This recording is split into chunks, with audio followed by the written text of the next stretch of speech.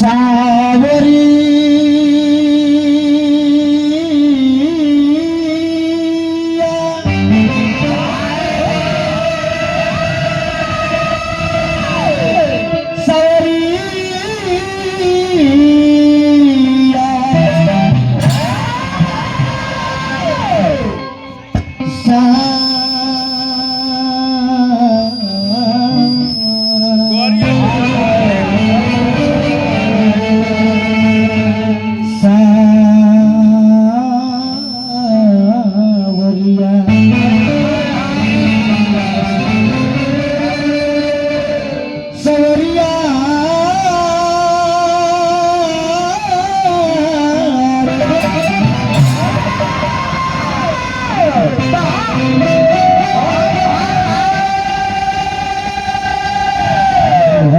Hello hello मन तो हमरा करता हेलो प्रेम से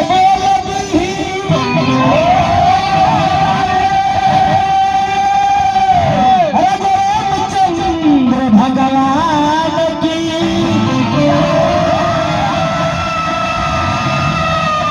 एक बार प्रेम से बोली दो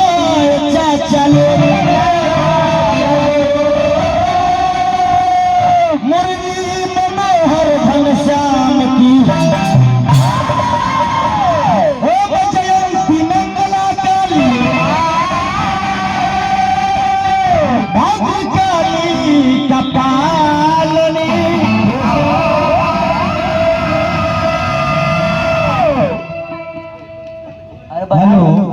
के बेस्ट कम करा ट्रेवल दा आपको सुनाई उनाई दे रहा है कि नहीं? दुर्गे क्षमा शिवा धात्री स्वाहा स्वधा नमोस्तुते। अपना हिंदू समाज में कोनो भी पूजा पाठ होला जग जाप होला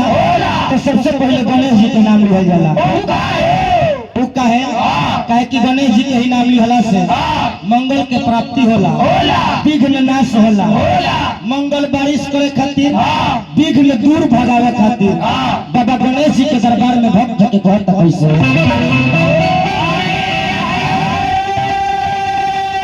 जय गणेश मंगल करे विघ्न हरण गणराज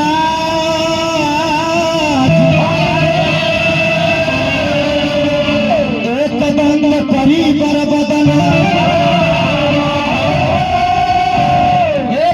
सीधी करो मन का लड़का माई के दरबार में कहता कि माई जहाँ तू भेजावे लू तो ये हमने के चल जाइले जा आज आवे में लेट कइले बारू में आई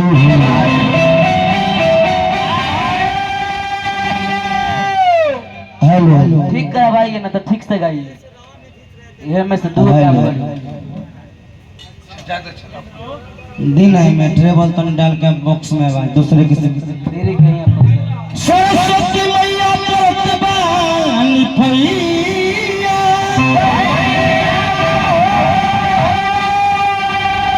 साभा बीच होखी ना सहैया मैया चाचा सरस्वती के परतबानी फैया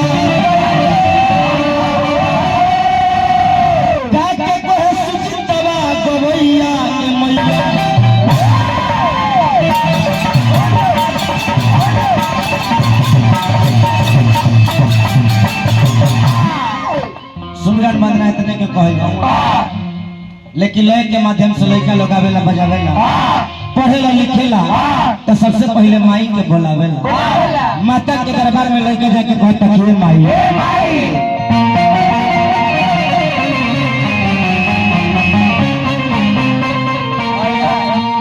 अरे असरा के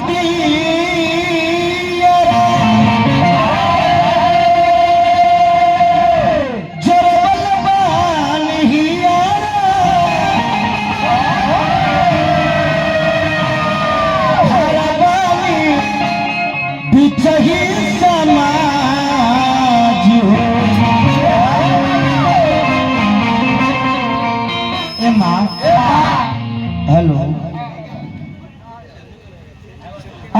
यारा के दिया जवानी आरवानी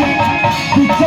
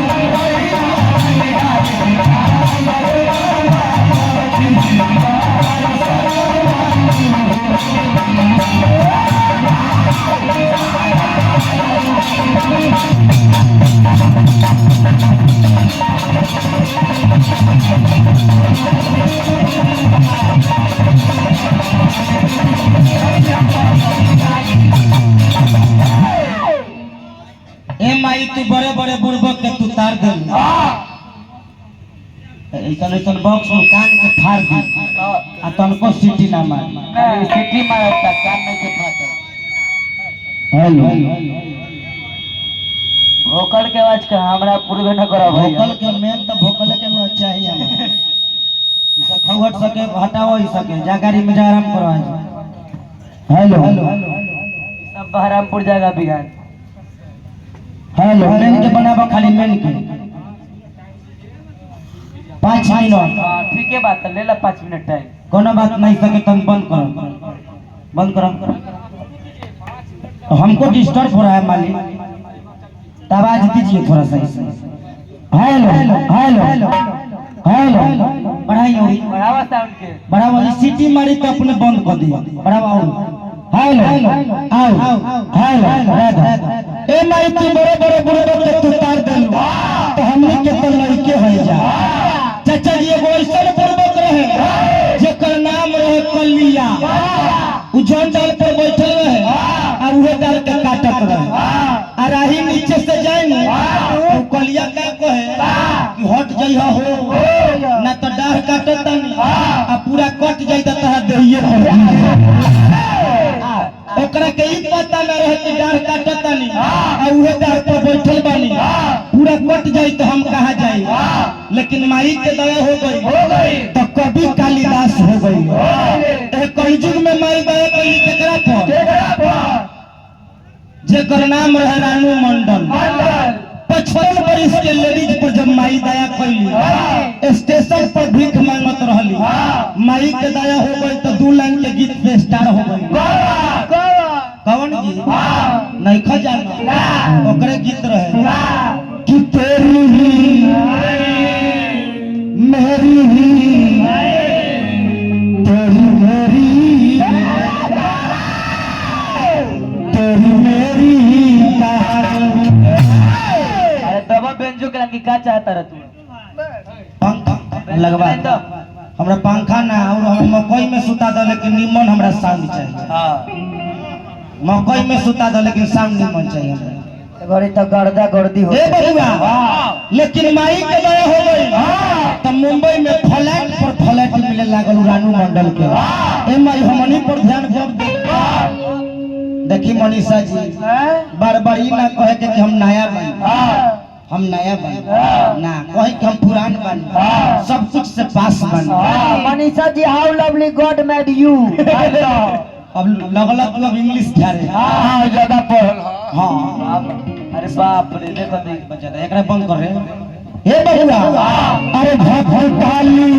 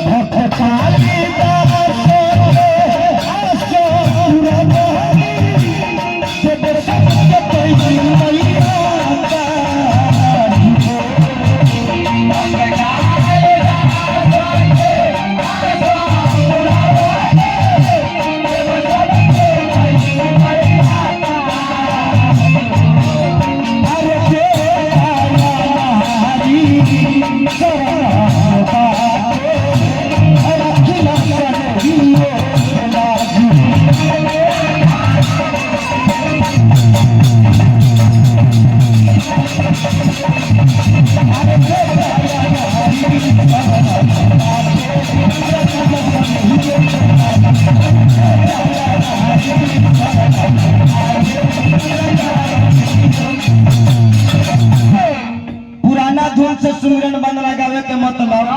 कि लयदार के क्षेत्र बा कलाकार के नगरी बा चाचा भैया दादा लोग सब लोग जुटल बानी पीछे से चाची लोग दादी लोग सब लोग देख रहल बानी ये खातिर हमने के पुराना धुन से सुमिरन बंदना स्टार्ट कइले बानी का जी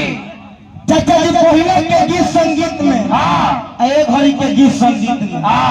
बहुत बदलाव भइल गलती कहनी है नाल के टोन हो नाल के टोन ही बोलता हो उनका मुंह में माइक है कहने लगा से बोलती कम करवा शांति लेकिन सब लोग तो टाइम पर देख रहे हैं ना ध्यान